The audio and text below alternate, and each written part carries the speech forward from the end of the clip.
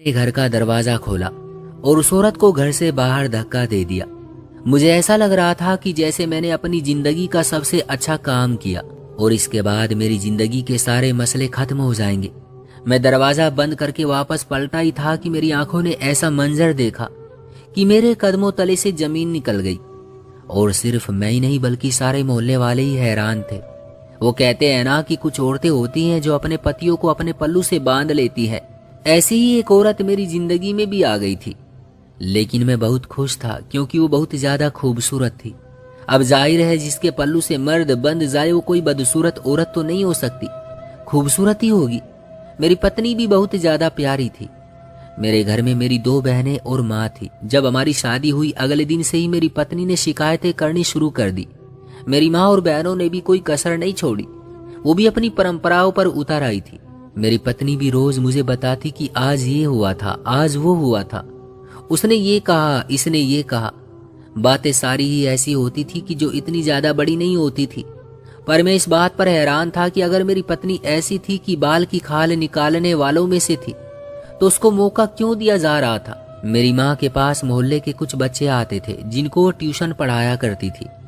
एक दिन वो बच्चों को पढ़ा रही थी कि अगर आपने जिंदगी में एक भी पुण्य का काम किया हो तो वो आपके लिए ढाल बन जाता है और आपको बड़ी बड़ी परेशानियों से निकाल लेती है।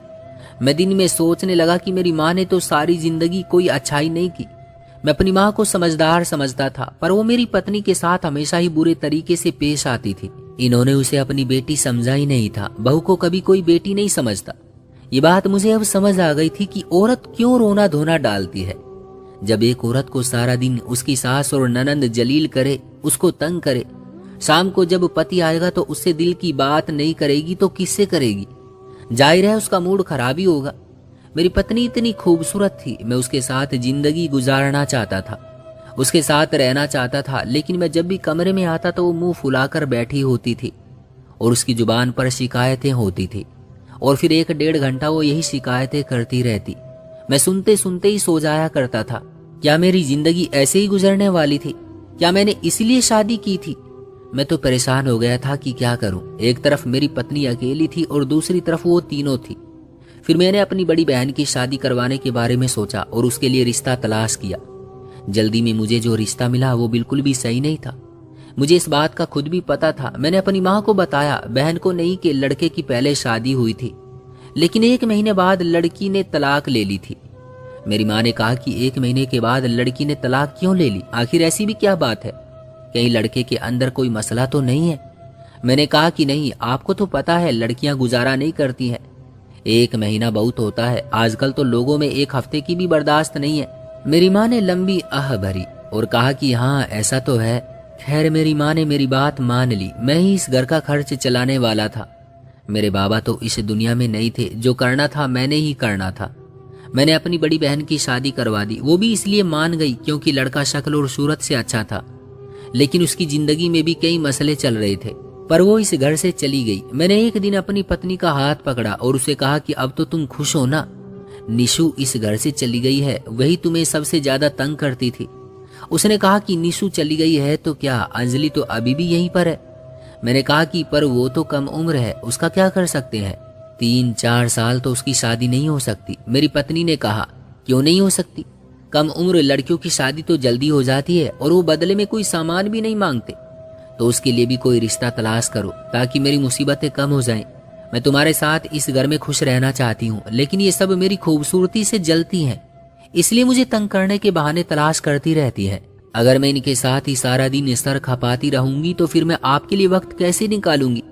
पता है ना, आज मैंने अपने मुंह पर ब्लीच क्रीम लगानी थी ताकि मैं और भी खूबसूरत हो जाऊं, लेकिन आपकी माँ ने मुझे इतने सारे काम बता दिए कि मेरा पूरा दिन इसी तरह गुजर गया।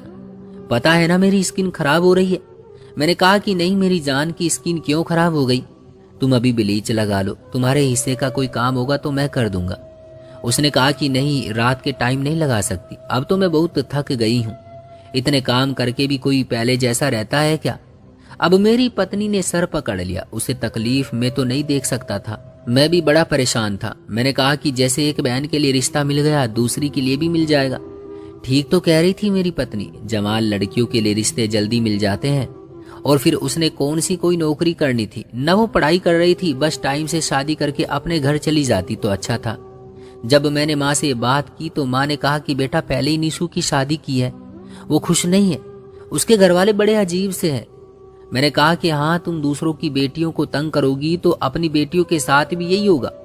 मेरी माँ ने कहा कि हमने तो तेरी पत्नी को कभी कुछ भी नहीं कहा, अपनी मर्जी से उठती है, अपनी मर्जी से काम करती है, खाती है, पीती है, मूड होता है तो काम कर देती है, वरना नहीं करती है। अगर कह देते हैं तो साफ इनकार कर देती है। मैंने कहा कि मेरी पत्नी ऐसी नहीं है, मैंने खुद देखा है उसे पूरा दिन काम करते हुए। अब आप लोग झूठ नहीं बोले, ऐसा कुछ भी नहीं है। मेरी माँ ने कहा कि तूने जब मानना ही नहीं है तो तुझे बताकर क्या फायदा। उन्होंने ये विषय छोड़ दिया और कहा कि छोटी बेटी की शादी अभी नहीं करना चाहती। मैंने कहा कि बहुत अच्छे लोग हैं, आपकी बेटी खुश रहेगी। निशु इसीलिए खुश नहीं है क्योंकि उसकी उम्र ज्यादा हो गई थी, लेकिन अंजलि की उम्र अभी कम है, इसलिए उसका रिश्ता आसानी से मिल गया है। वो लोग कल ही आना चाहते हैं। मैंने अपनी दूसरी बहन की भी शादी करवा दी। ये लोग काफी अमीर थे, इन्होंने दहेज नहीं मांगा था। इस बात पर मैं खुश था, लेकिन ये लोग भी मेरी बहन को तंग करने लगे।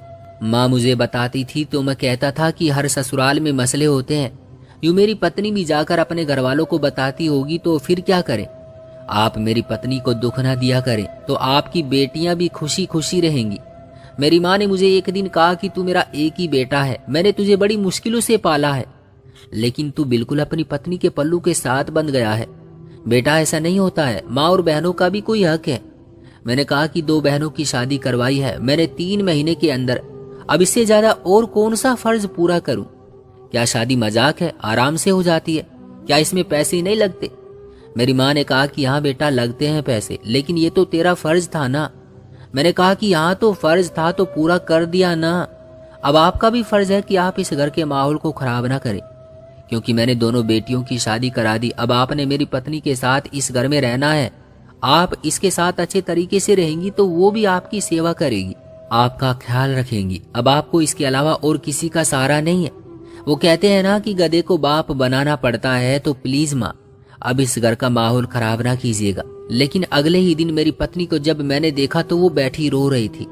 उसने कहा कि आपकी माँ ने मुझे कहा है कि दोनों बेटियां घर से चली गई है, अब तूने ही सारे घर के काम करने हैं। जब मैंने उनको कहा कि हम कोई नौकरानी रख लेते हैं तो उन्होंने कहा कि तू है ना नौकरानी। क्या मैं नौकरानी हूँ? नौकरानी क्या मेरे जैसी होती है या मेरी शक्ल नौकरानियों से मिलती है? मैंने कहा कि तुम्हें माँ ने नौकरानी कहा।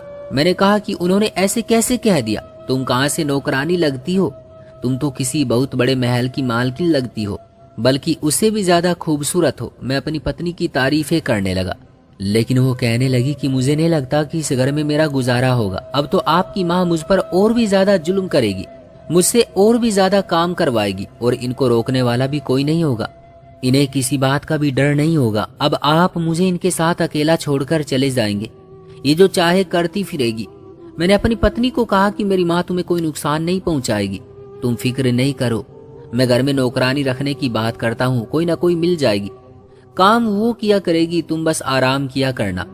खुद को सजाना संवारना, खूबसूरत बनना, ताकि मैं तुम्हें देखूं और खुश हो जाऊं, पूरे दिन की थकन उतर जाए। 2 बहनों की शादी करना, नौकरानी रखना, अपनी पत्नी के नखरे उठाना, अपनी माँ की दवाइयों का बिल पूरा करना कोई आसान बात नहीं थी। मैं बहुत अच्छा काम करता था, लेकिन इसमें बहुत ज्यादा मेहनत लगती थी। मुझे बहुत अच्छे पैसे मिलते थे, लेकिन किस तरह मिलते थे ये मैं ही जानता था। मेरी माँ रोज मुझसे शिकायत करती कि जहाँ तुमने बहनों के रिश्ते करवाए हैं वो लोग अच्छे नहीं है, तुमने रिश्ता करवाया तुम ही जाकर बात करो, बहनों के साथ अच्छा नहीं हो रहा है। मैं अब क्या कह सकता था, किसके घर जाकर कहता कि मेरी बहन के साथ क्या मसला है। मुझे तो पता था कि सबके साथ ये मसले होते ही हैं। मेरी पत्नी का भी एक भाई था, वो तो कभी मेरे पास नहीं आया था ये कहने के लिए कि आपने मेरी बहन को किस हाल में रखा हुआ है, तो फिर मैं कैसे जा सकता था। मैंने अपनी पत्नी से कहा कि एक तो माँ को पता नहीं क्या हो गया, अच्छी भली थी, हमेशा मैंने उनको लोगों के साथ भलाई का मामला करते हुए देखा, जैसे ही सास बनी है बिल्कुल ही बदल गई है। मेरी पत्नी ने कहा कि देखो अगर इन लोगों ने मेरे साथ बुरा ना किया होता तो आज तुम्हारी बहनों के साथ बुरा नहीं होता। मुझे पता है कि तुम्हारी माँ कहती है कि मैंने उनके साथ बुराई की, इन्होंने तो कुछ नहीं किया, तो फिर ये सब कुछ क्या है? ईश्वर सिर्फ उनका नहीं है, ईश्वर सबका है और ईश्वर सिर्फ एक इंसान को नहीं देखता, ईश्वर सबको देख रहा होता है। मुझे मेरी पत्नी की बात बिल्कुल ठीक लग रही थी, पर मैं माँ को ये भी नहीं कह सकता था कि बहनों को उनके हाल में छोड़ दें। बस मैं कहता था कि उनको फोन किया करें, अगर ज्यादा कोई मसला हुआ तो मैं बात कर लूंगा, पर मैंने कोई बात नहीं करनी थी, ये मैंने पहले से ही तय कर रखा था। एक दिन मुझे मेरी पत्नी ने कहा कि आपने मुझे मुंह दिखाई में कुछ भी नहीं दिया था। मैंने कहा कि तुमने खुद ही कहा था कि तुम बाद में मांग लोगी। उसने कहा कि हाँ, मैं अब आपसे मांगने लगी हूँ, मुझे मुंह दिखाई में आपसे कुछ चाहिए। मुझे आज तनख्वाह मिली हुई थी, मैंने कहा कि कुछ भी मांग ले, मैं इसको लाकर दे दूंगा। और मैं किसके लिए कमाता हूँ, और अगर अपनी पत्नी को ही खुश न रख सकूं तो क्या फायदा है ऐसी जिंदगी का। मेरी पत्नी इतनी खूबसूरत थी कि वो मुझसे चांद भी मांगती तो मैं उसके लिए ले आता। मेरे सारे दोस्त मेरी किस्मत से जलते थे, सारा खानदान हैरान था कि इतनी प्यारी लड़की मुझे कैसे मिल गई। मेरी पत्नी ने कहा कि मुझे मुंह दिखाई के तोहफे में बहुत बड़ी चीज चाहिए। मैंने कहा कि जो भी मांगना है मांग लो, आज तो तुम्हारे पति को तनख्वाह मिली है। उसने कहा कि वो चीज आपकी तनख्वाह से नहीं आएगी। मैंने कहा कि क्या इतनी बड़ी चीज है। उसने कहा कि नहीं, वो चीज पहले ही आपके पास है, बस आपने मुझे दे देनी है। मैंने कहा कि फिर तो मेरा फायदा हो जाएगा, बताओ कौन सी चीज है। मेरा जो कुछ है वो सब कुछ तुम्हारा ही है, तुम नाम लो, मैं अभी तुम्हें दे दूंगा। उसने कहा कि ये घर मेरे नाम कर दे। जब मैंने ये बात सुनी तो मैं हैरान हुआ, क्योंकि ये घर मेरी माँ के नाम था।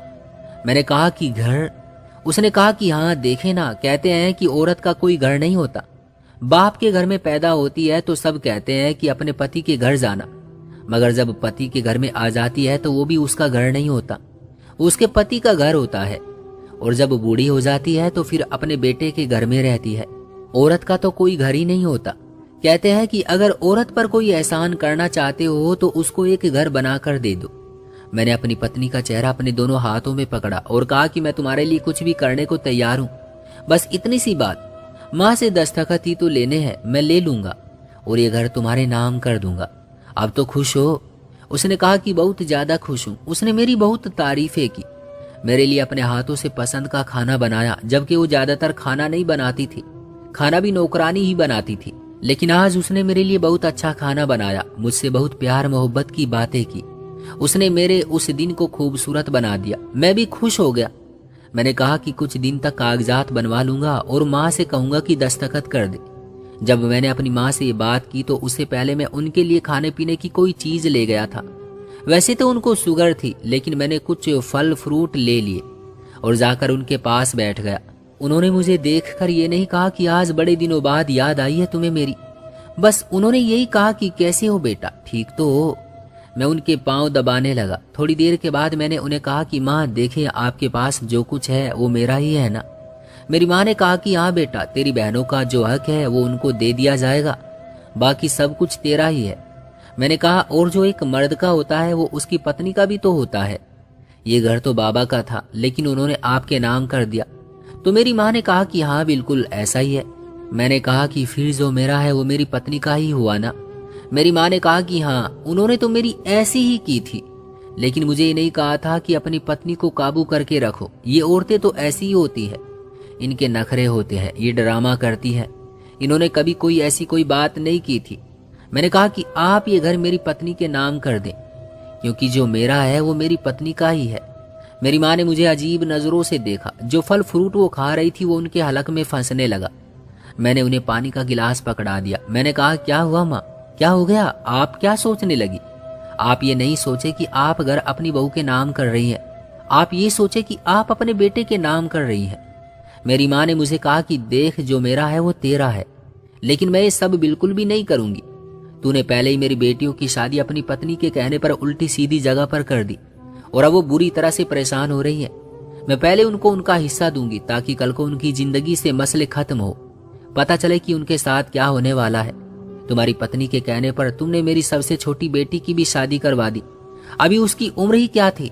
अगर तुम्हारा बाप जिंदा होता तो मैं 3-4 साल उसकी शादी ना करवाती, पर तुमने उसको ससुराल की आग में झोंक दिया। मैं ये घर कभी भी तुम्हारे नाम नहीं करूंगी। तुम्हारी पत्नी जब तक तुम्हारी जिंदगी में है तब तक तो नहीं, या फिर यूं कह लो कि अपनी जिंदगी में नहीं। अगर मैं मर गई तो फिर कर लेना जो भी करना है, पर अगर मैं मर गई ना और मैंने मरने से पहले ये घर तुम्हारे नाम ना किया तो याद रखना कि फिर तुम्हारे चाचा और उनके बेटे ने भी बीच में पंगे लेने शुरू कर देने हैं, क्योंकि वो भी अगला हिस्सा मांग सकते हैं। तुम्हारा बाप उनका बड़ा भाई था, सब कुछ उसने अपनी मेहनत से बनाया था, लेकिन वो हिस्सा जरूर मांग सकता है। ये बात याद रखना, क्योंकि जिस जमीन पर ये घर बना है ना, वो तुम्हारे दादा की थी। इस जमीन और इस घर में बड़े मसले हैं, लेकिन फैसला मेरे हाथ में है। तुम्हें क्या लगता है कि जो रवैया तुम्हारा मेरे साथ है और तुम्हारी पत्नी का मेरे साथ है, इसके बाद भी मैं ये घर तुम लोगों के नाम करूंगी? ऐसा बिल्कुल भी नहीं करूंगी। मेरी माँ ने तो साफ इनकार कर दिया। उन्होंने कहा कि इसीलिए फल फ्रूट लेकर आया था, इसलिए माँ के गोड़े से लगा बैठा था ताकि तू ये बात कर सके। मैं तो तुझे ये मतलब परस्ती नहीं सिखाई थी, ये सब कुछ तेरी पत्नी ने तुझे सिखाया। वो तुझे पढ़ा रही है। मैं खामोश हो गया। मुझे बड़ा गुस्सा आ रहा था, बहुत जहर चढ़ रहा था अपनी माँ पर। मेरी माँ ने कहा कि वो फैसला नहीं करेगी, वो जमीन को ऐसे ही लावारिस छोड़कर चली जाएगी, लेकिन वो कभी भी ये घर अपनी जिंदगी में मेरी पत्नी के नाम नहीं करेगी। मैं आ गया। मेरी पत्नी पहले ही हमारी बातें सुन चुकी थी। उसने मुझे ताने देना शुरू कर दिए। उसने कहा कि बड़े प्यार से बात करने गए थे, तुम्हारी माँ कभी भी ये घर हमारे नाम नहीं करेगी। उसने मुझे पहले ही कहा था कि वो कभी भी तुम्हारे नाम ये घर नहीं करेगी, पर मैंने भी बड़े रोब से कहा था कि मेरी माँ है और मेरे नाम नहीं करेगी तो और कहाँ करेगी। पर जब माँ ने कहा कि मैं तुम्हारे चाचा के नाम कर दूंगी तो मैं और भी ज्यादा गुस्से से भर गया। दिन इसी तरह गुजरने लगे। एक दिन मैं घर पर आया तो मेरी माँ के साथ मेरी पत्नी का झगड़ा हो रहा था और मेरी माँ उसको बहुत सारी बातें सुना रही थी। मैंने ये मंजर देख लिया। आज दूध का दूध और पानी का पानी हो गया। मेरी माँ ने कैसे मेरी पत्नी को इतनी सारी बातें सुना दी। मेरी माँ कहने लगी कि ये मुझे कल की बची हुई सब्जी खिला रही थी जिसमें से बू आ रही थी, और मेरी पत्नी कह रही थी कि ऐसा कुछ नहीं है, मैंने सब्जी इनके लिए डालकर रख दी थी। ये डरामा देख रही थी। चले सब्जी खराब हो गई तो मैं क्या करूं? आजकल गर्मी इतनी है, जबकि मैंने भी तो उसी वक्त रोटी खाई थी। मुझे मेरी पत्नी की बात पर यकीन आ गया और मैंने माँ से कहा कि आप इस उम्र में ड्रामे देखती हैं, आपको शर्म करनी चाहिए। ये कोई आपकी उम्र है टीवी पर ड्रामे देखने की? दिन भर ड्रामे देखती रहती हो और फिर ड्रामे भी करती हो। मेरी माँ की आंखों में आंसू आ गए। उन्होंने मुझे अजीब सी नजरों से देखा। खैर, उनको मुझसे ये उम्मीद नहीं थी। अब तो घर में रोज ही लड़ाई झगड़े होते थे। हमेशा गुस्सा मुझे मेरी माँ पर ही आता। मेरी पत्नी ने मुझे कहा कि अपनी माँ को घर से निकाल दो, ये उन लोगों के पास ही चली जाएगी जिनकी इसको सबसे ज्यादा फिक्र है कि इसके अपने ससुराल वाले देखते हैं वो इसको रखते हैं या नहीं। जब 5 दिन इसको बुरे हालात में रखेंगे तो ये वापस आ जाएगी और फिर ये घर हमारे नाम कर देगी। मुझे आइडिया बड़ा अच्छा लगा। मैंने कहा ऐसा ही करता हूँ। मैं अपनी माँ के कमरे में गया और गुस्सा करने लगा। मैंने कहा कि आपने मेरी सारी जिंदगी का बेड़ा गर्क कर दिया है। मैंने उन पर काफी सारा गुस्सा किया, इल्जाम लगाए।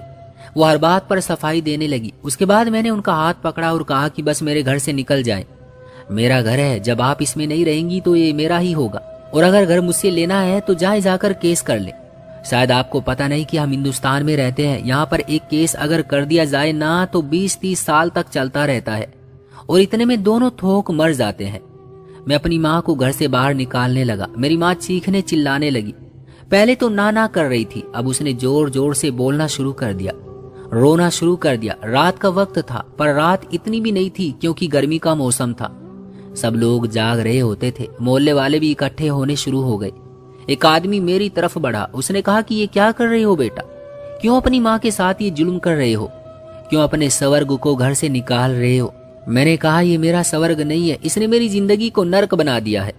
मैंने अपनी माँ को घर से बाहर निकाल दिया। मेरी पत्नी भी मेरे पीछे पीछे थी, वो भी ये सारा मंजर देख रही थी। मैं अपनी माँ को घर से घसीटता हुआ बाहर ले आया, बिल्कुल सड़क के ऊपर। हमारा घर मैन चौक में बनता था।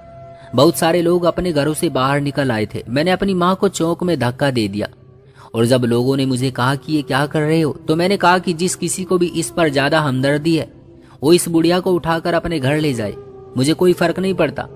मैंने अपनी पत्नी का हाथ पकड़ा और वापस घर के अंदर चला गया। अभी हम लोगों ने घर में कदम रखा ही था और दरवाजा बंद किया ही था कि ऐसे लगा कि सारी जमीन कांप रही हो। हमें फौरन समझ आ गया कि क्या हो रहा है, क्योंकि भूकंप आ रहा था। हम लोग बाहर की तरफ भागने लगे, लेकिन पता नहीं कैसे अचानक से दरवाजा लॉक हो गया। शायद मैंने ही लॉक किया था और चाबी मेरे पास नहीं थी। हम बाहर ना निकल पाए और हमारे घर का 50% हिस्सा गिर गया था। मेरी पत्नी के सर पर पत्थर लगा, वो वहीं पर दम तोड़ गई, और मेरे ऊपर भी काफी सारा मलबा गिर गया, लेकिन मुझे निकाल लिया गया। मेरी दोनों टांगे टूट गई। मेरी आंखें खुली तो मेरी माँ अस्पताल में मेरे सामने थी और मेरे लिए रो रही थी। मैंने उससे रो रो कर माफी मांगी। मैंने कहा कि शायद मुझे तेरा श्राप लग गया माँ।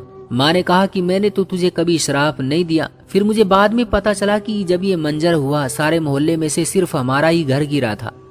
ऐसा लगता था कि ये उस परमपिता परमेश्वर की तरफ से ही था जो सिर्फ हमारे घर पर ही हुआ था। मेरी खूबसूरत पत्नी जिससे मैं बहुत मोहब्बत करता था वो इस संसार से जा चुकी थी क्योंकि उसी ने मेरी जिंदगी बर्बाद की थी। मेरी बहनों के घर भी ठीक से ना बसे थे, वो बहुत तकलीफ उठा रही थी। और मेरी माँ को भी मैंने इतना दुख दिया, मैं अपने कदमों पर चल नहीं सकता। मेरे सारे काम मेरी माँ ही करती है और मेरी बहनें जिनको मैंने कभी कुछ समझा ही नहीं, आज उन्हीं की मदद से मेरा थोड़ा बहुत इलाज हुआ है। मैं इस काबिल हुआ हूँ कि थोड़ा बहुत काम घर पर बैठकर कर लेता हूँ, अपना और अपनी माँ का पेट पालने के लिए। पहले जैसा कुछ भी ना रहा। मेरी पत्नी मेरे साथ रही, ना मेरा कारोबार रहा, न मेरे पास पैसे रहे और ना ही मेरे पास टांगे। सब कुछ बर्बाद हो गया। शायद मैंने अपनी माँ का दिल दुखाया और भगवान ने मुझे इतनी बड़ी सजा दे दी। और जिसके लिए ये सब कुछ किया वो भी इस दुनिया से चली गई। दिल का एक हिस्सा कहता है कि वो बहुत बुरी थी और उसके साथ बिल्कुल ठीक हुआ, लेकिन दिल का दूसरा हिस्सा आज भी उसको याद करता है जिससे मैं उसे मोहब्बत करता था। वो मेरी प्यारी पत्नी थी, एक खूबसूरत औरत जो मेरी जिंदगी में आई थी। उसकी मुस्कुराहट, उसकी खूबसूरती और उसकी आवाज आज भी मेरे दिल में गूंजती है। आखिरी दफा उसने मुझे पुकारा था और उसके बाद मेरी आंखों के आगे अंधेरा छा गया। उसने बहुत बुरा किया। बाद में आहिस्ता आहिस्ता उसका पता लगने लगा कि वो हमेशा झूठ बोलती थी। उसने मेरी माँ को बड़े दुख दिए, मेरी बहनों को भी बहुत जलील किया था। वही थी हमारे घर में जो बुरी थी, वही इस कहानी का असल किरदार थी। और मैं अपनी माँ को बुरा समझता था। माफिया मांगता हूँ ऊपर वाले से, इस बात से डरता हूँ कि जो मैंने दुनिया में किया उसका हिसाब तो हो गया, लेकिन मरने के बाद कहीं मुझे भगवान इससे भी ज्यादा बड़ी सजा ना दे दे। अभी मैंने परमात्मा के पास जाकर उसे भी मुंह दिखाना है और इसीलिए मुझे बहुत डर लगता है। दोस्तों, ये थी हमारी आज की कहानी। उम्मीद करता हूँ कि आपको पसंद आई होगी। वीडियो को लाइक करके चैनल को सब्सक्राइब कर लीजिएगा ताकि आने वाली वीडियो आपको तुरंत मिले। मुझे दीजिए अगली वीडियो तक इजाजत, तब तक के लिए धन्यवाद।